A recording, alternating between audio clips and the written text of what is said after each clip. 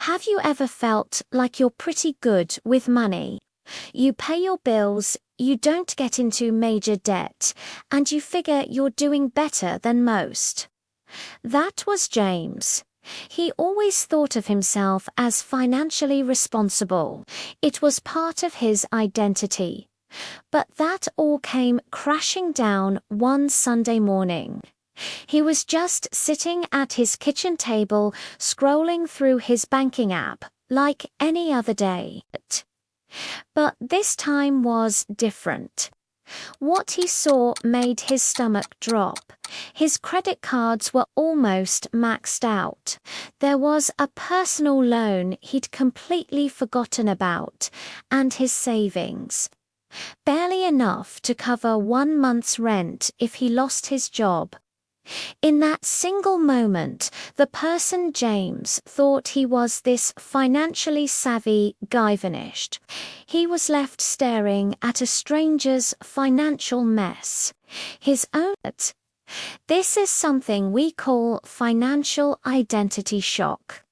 It's that gut-wrenching moment when the story you tell yourself about your money smacks head-on into cold, hard reality. James felt financially stable, but feelings aren't numbers on a screen. He suddenly realized he had no idea where his money was actually going.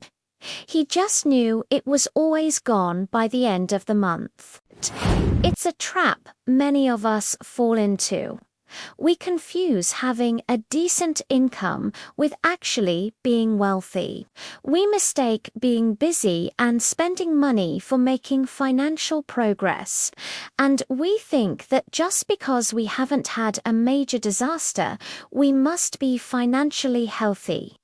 But dodging bullets isn't the same as having a solid plan.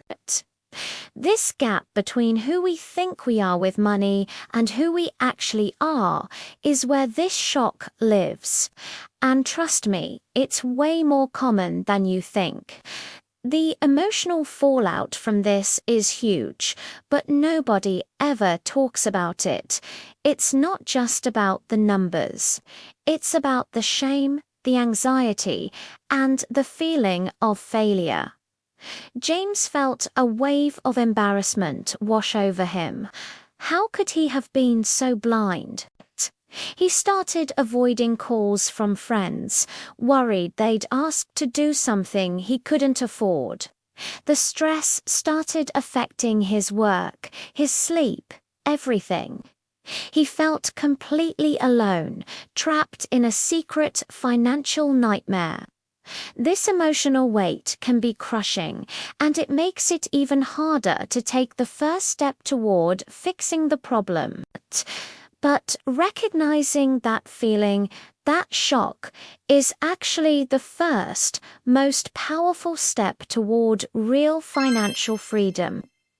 Thanks for watching, and don't forget to subscribe for more content that matters.